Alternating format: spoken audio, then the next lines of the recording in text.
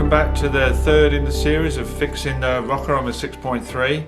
As you know, in the last video we fixed the inner rocker, and now I'm going to move around to the front part of the rocker, and to get that shape, it's got a few angles going on and tabs. I'm going to use cardboard. We can make a quick template there, get an idea of where we need our bends and welding tabs, you know, and pinch welds. And if I screw it up, I just get another bit of cardboard. So this will be a good way of laying what we need out before we transfer it to the metal plate and then make our specific bends. So let's get started. Okay, I thoroughly cleaned it. I used a little angled die grinder with a wire brush.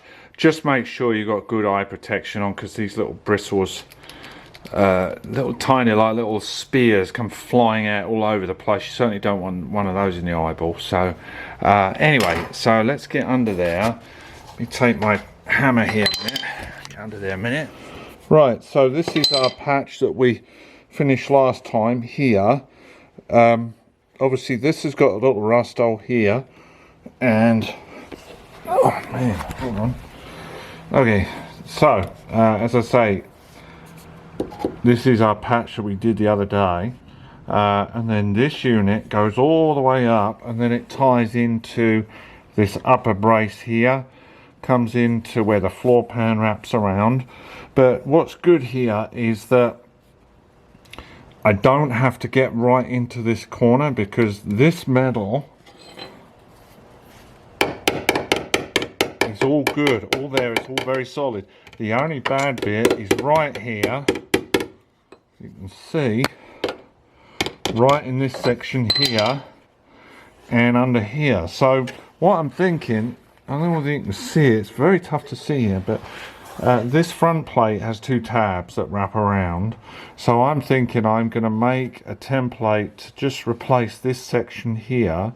I can use my air hammer to bend these tabs away to install this, get this made as well out of cardboard so we know the template size, and I'll probably only come up to about here. So two patches, this one and this one here. So and that'll give me my pinch weld area and everything. So we'll make that out of cardboard, that's what I'm thinking. So all right, let's go ahead with that. Okay, with a little fiddling around, I made up this little template to give me the exact template to cut the metal. This represents the pinch weld at the bottom, this is the underside, this is the wraparound. So let me show you how I come to this. Okay, so you can see that guy fits in there nicely.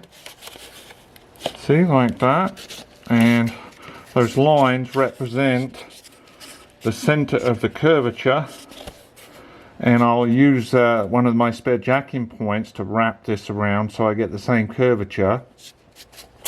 At this end, I'm just shy of the metal, as you can see there, because this one at the front will wrap around where that orange tape is. The underside there, I put a little plus symbol to leave extra for the pinch weld, which I can cut off later. So I think what I'll do is I'll make this plate up first. It'll probably get cut right here, where my finger is here, to join it into my new patch. I'll probably end up cutting the darn weld where I welded it up, but anyway, that's okay. I can just cut that. So then I can just, then I don't have to get into all this little junction here, you know, that is actually in really good shape. You can see the corners really clearly because I removed the seam sealer, which obviously I'll be resealing that once all of this repair is done. What I do, I'll do a rust encapsulator, and then I'll seam seal all the corners, all the little crevices and nooks and crannies, and all the tabs and everything. And I'll use my other 108 as a reference point to make sure I get the kind of look I want, you know, whether it's a brushed or it's a nice smooth seal. I can't, you know, I can't really remember, but I'll take a look at that one. But so this is the next patch we'll work on, and then we'll move around to this front one and make that up. You just got to make sure you don't go cutting stuff away and don't have any reference points. So it just takes a little thought, really. So I'll make one out of cardboard for this guy, and then I'll cut this out. As you can see, just before I cut this out, you can see all the dodgy metal there, but this is all good here. Again, so it's a benefit that I don't have to tear into all this junction here, which is nice. So I can cut right here and just replace this, and then obviously this gets the this is that shield, the splash shield. And again, I think I've told you about this little hole. I'll just patch that up. Then once all this is done, we can move on to the front. Okay, this is the other template. This little line here is when it gets folded round. See, when it gets folded round the corner, see, I'm going to just tack weld that up, because the original here looks like it was missing. See this little area here? This looks like it's missing to me. So this guy comes in here, and then that folds round, and that will get tack welded. See? And then this tail here, I'm leaving this long, because then it'll intersect with the other one, and again I can cut it when it's all welded up. I'd rather have more material and then just trim it and make it look nice afterwards. So that's the front plate. So what I can do now, let me show you how these go together. So this is the first patch. As I say, this is the contour, this is the underside. Okay, that gets put in, and then this guy comes in and wraps around it, something like that. You get the idea. That corner gets sealed up. So anyway, the good thing about cardboard is if you cut it and you go, oh, screwed up, you just stick it back together again with tape. So now we've got our templates that we can lay out on a metal and cut and know that we've got the right amount. There you go, Bob's your uncle. I actually define them with the Sharpie, because again my eyes aren't what they used to be.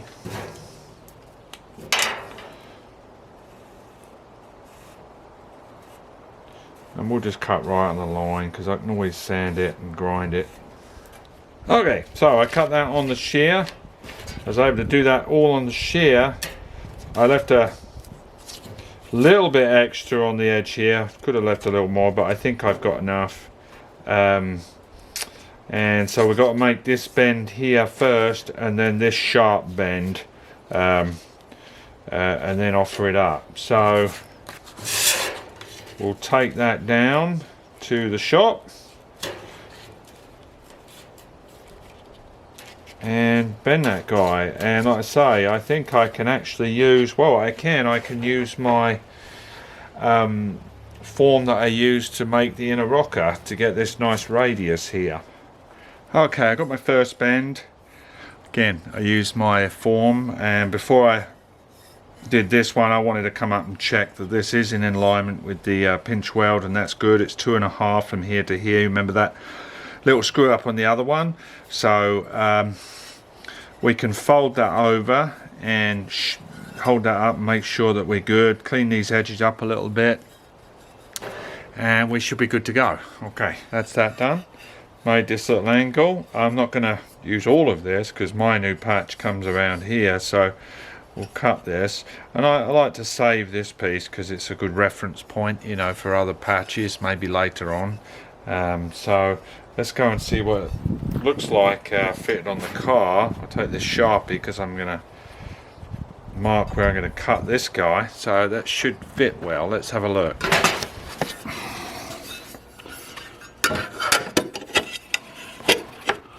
Yeah, that looks alright. See, I'll probably cut where my thumb is. Actually, right in line with my new pinch weld. So, yeah, I didn't really need to weld up the other, but that's okay. I'll cut that, cut it there, and then I've got that patch in. So that fits nicely. And then let's release these tabs now to be able to cut this guy off. I'll cut it short than my patch, and then I can always cut a little bit more. I think the element with these kind of things is again, just like my furniture, is to you know, when you see a kind of complicated patch, is to break it down into smaller stages, and then it kind of easier for your head to get around, you know. So we're essentially, once we got these two patches in, we can concentrate on the outside of the car and doing essentially the same on the outside. Okay, before I took it right off, I just wanted to show you what I've done. I air hammered, very noisy tool, but very effective. Air hammered the tabs off and minimally cut, and then just pushing this front plate off. So you can see there you go, it's just got a little nubbin up there I've got to cut off. Okay, so I've marked where I'm going to cut. Whoops, there's my patch. It's going to go in right there. Now it's going to be very tricky to get a cut-off wheel in here, so I think I'm going to try and get a recip saw in there as close as possible, and then grind down to it to get past that little rust hole. That's the last rust hole, the rest is good behind there. So let's see how we get on. Okay, I don't know if you can see that. I've cut everything away, but see right there, it looks like these plates were welded over the original. See, that's the original there.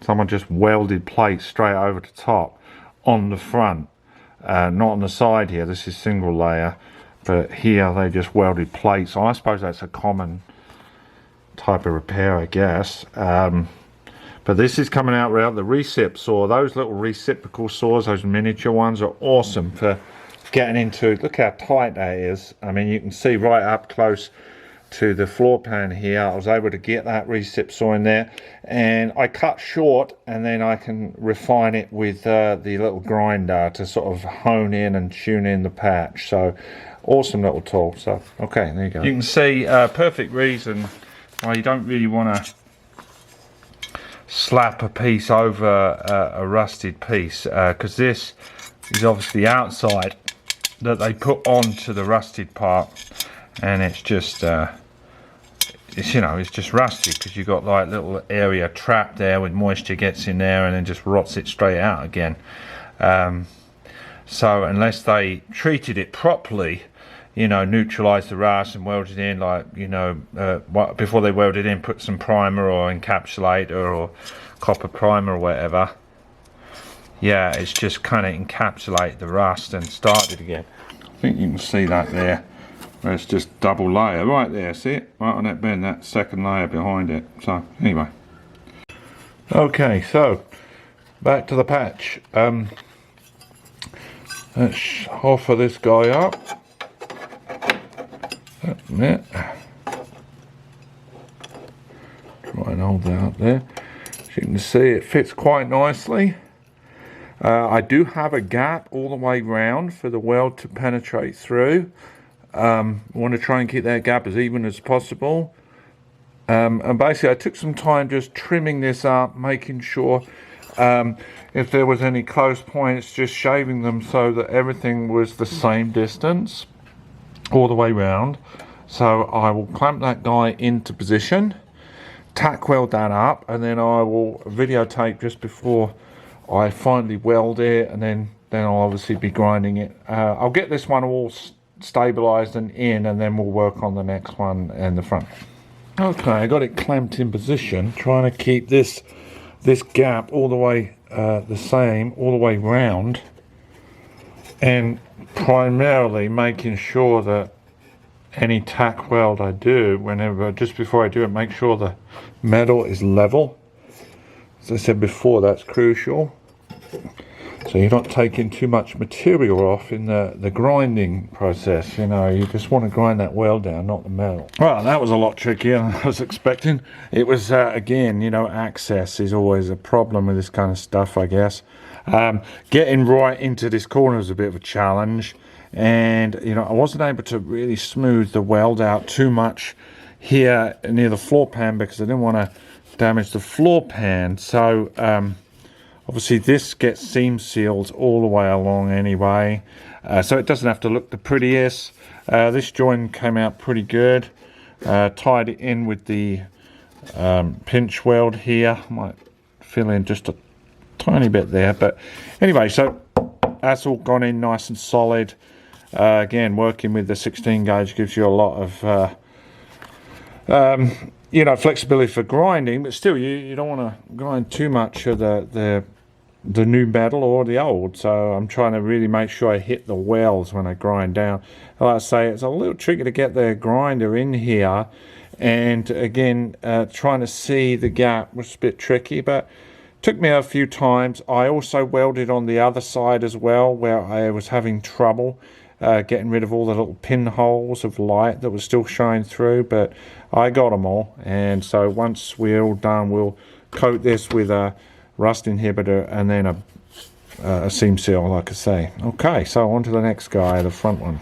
Okay, this is the next patch. I've just traced my pattern out just like I did before.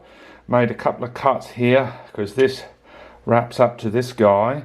This gets bent up to that point, and then this one is my pinch weld. As you can see, I've done this bend here, the one that's this is the orientation of the piece on the car, so we want this at 90 to tie in, and then we've got to bring this up to tie into this corner very gradually, and then this is my lip. So this is still a bit of a trickier one. It's smaller obviously, so I can do it in the vise. Just get that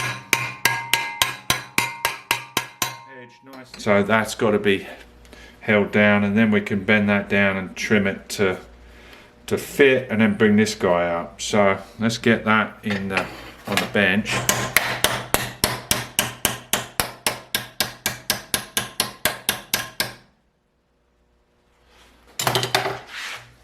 Not knock it too far, because I've clamped it, piece of wood, backing wood here, so I can fold it around, and hopefully we'll have the right meat there.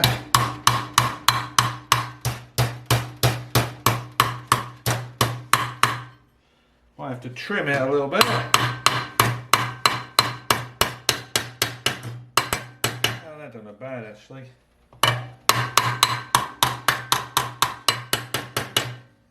You can see what we're getting at now. See that? So we'll play with this little joint here, and then I can weld this up. Did a little tear here. That was my fault. I cut a little too far with the tin snip. So that's easy enough to fix, but then that gives us our end plate now, you see. Okay, just as a crossover tool here, this is a woodworking bevel, adjustable bevel, so I can take reading off the car essentially to get that angle correct and then transfer it to my patch. Okay, so normally you can hold the patch up and check, but because I haven't bent the flange yet, and I don't want to yet until I know that this fits correctly, I can check the angle with this bevel, line the wood up, try and do it with one hand here, and then I can just essentially take a reading and check. That top piece is in my way a little bit. Do it the other way round. Straight edge at the bottom. I think that's pretty much close anyway, so there we go. That tells me now I can transfer that to my patch and know that we're good. And we had the metal down below, so this represents, and then we can just transfer. Hopefully you can see that. That looks good. So this is a little bit of a gap here. I can weld that up though. So that's that good. I'll hold that up and make sure that my pinch weld line is in the correct position. I'll slap that up, mark it with a Sharpie, and then we'll make this final bend. Okay, I marked it. It's a little bit out, so I'm glad I didn't bend it, so I can bend that final.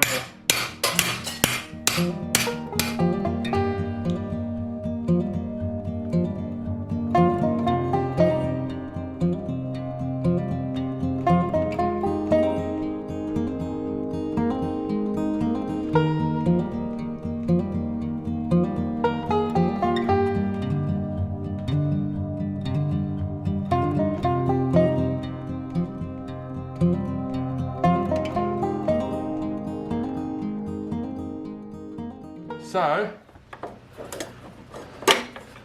that. This needs bending up a little bit, I think.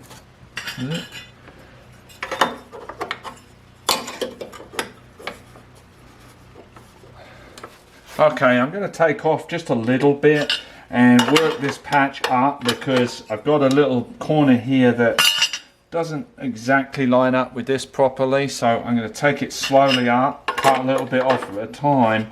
This pinch weld's getting in my way a little bit, so just go careful and we'll get it in there.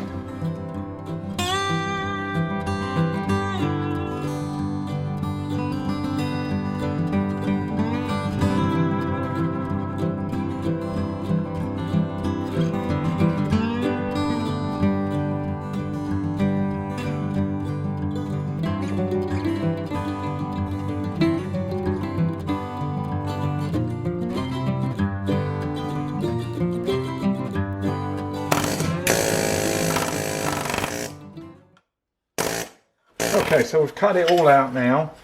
Patch looks pretty good, held up. It's a little close here, so I'm going to sand that down a little bit, and that should help it go further up.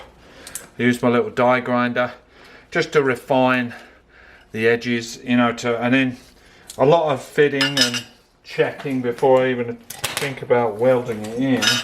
Okay, so I think we've got it. I had to trim a little bit here on the top corner up here because it was hitting the upper flange, but you can see that guy's going to go in pretty nicely.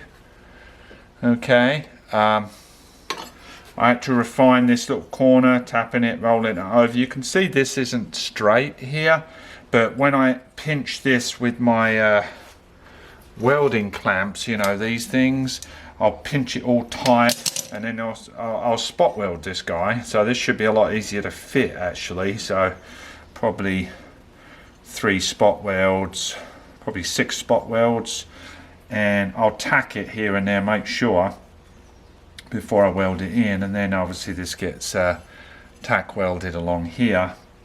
Before I clamp it in, I put, so because this is a lap joint, you know, this is lapped over, I put some copper primer on here and on the patch and on all these faces where you can't get to. As I said several times, it will be all seam sealed, but you know, where there's bare metal, I put some copper primer in there for some extra precaution, you know, against future rust. Okay, that's clamped into position. I did trim this because I thought it might be a little awkward to cut off with the grinder if it was too long. So that's trimmed, and this is nice and tight. And because they're pinch welds, I've really got to get some clamp pressure on there. I drilled the holes in the corresponding areas, 3 here, 3 here, and then I can spot weld through. So I'll spot weld this one, move the clamp and get it as close to that as possible, so I get it really flat together. As I say, I've copper primed everything where there's bare metal, and yeah, that's gone in nice actually. I'm quite happy with that. So let's have a cup of tea and weld that in before the missus gets back from Costco. Okay, that's that guy welded in and ground up. There's a tiny little pinhole there I missed, and one there. I'll pick those up in a minute, but I just wanted to show you with it all in. It's gone in pretty nicely. We've got a nice straight line here, ready for our next piece. I was able to fill a couple of little tiny pinholes up here. To be perfectly honest with you, I've really had trouble seeing a lot of the area, so I bought one of these halogen lights. You can see a lot better now. I've got to come back and get these little tiny spots here, these two. I may be over fussy, but I mean, anyway, I'm really happy the way everything's come out. I sprayed it with a rust encapsulator just for the time being, before I finish all of the rest of the welds, because even though it's garaged, it's bare metal, and I want to sort of stabilize it so I don't get any sort of surface rust or anything. And obviously I'll be able to grind this area ready for the spot welds for the floor piece to go back in. may do that one next actually, or I may start working my way around to this one. I'll see. It doesn't really matter really right at this point. I think we've got one of the most difficult ones out of the way. This guy with the jacking point. This was a little challenge, but kind of fun at the same time.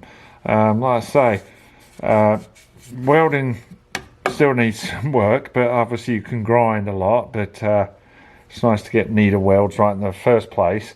But like I say, the main problem I'm having is seeing, but now I've got these dirty grey halogen lights I bought 4 of them. I went to Home Depot and splurged a bit because I was sick of holding that inspection lamp that kept turning itself off. So anyway, I hope you've enjoyed watching the video as much as I've enjoyed doing it, and yeah, there we go. Okay, that's enough for today. You got those 2 patches in. Hope you enjoyed what you saw, and yeah, I still got to get my welding technique down. I think that's still a bit tricky, you know, but obviously you can grind off the welds, but it's nice to have a neat weld right in the beginning so that there's not so much grinding. But and also coming back and checking with light behind the weld, checking for those little pinholes. Not to get too carried away with it because it gets sealed up anyway, but I want to make it as nice as possible. But hopefully you enjoyed the video, and stay tuned for the next episode of this series. Then we'll be working around the front and then finally fitting the final covered rocker piece, you know, the curved piece. So again, thanks a lot for watching, and please hit subscribe and the like button if you like what you saw. Anyway, I'll see you later guys. Take care. Thanks for watching.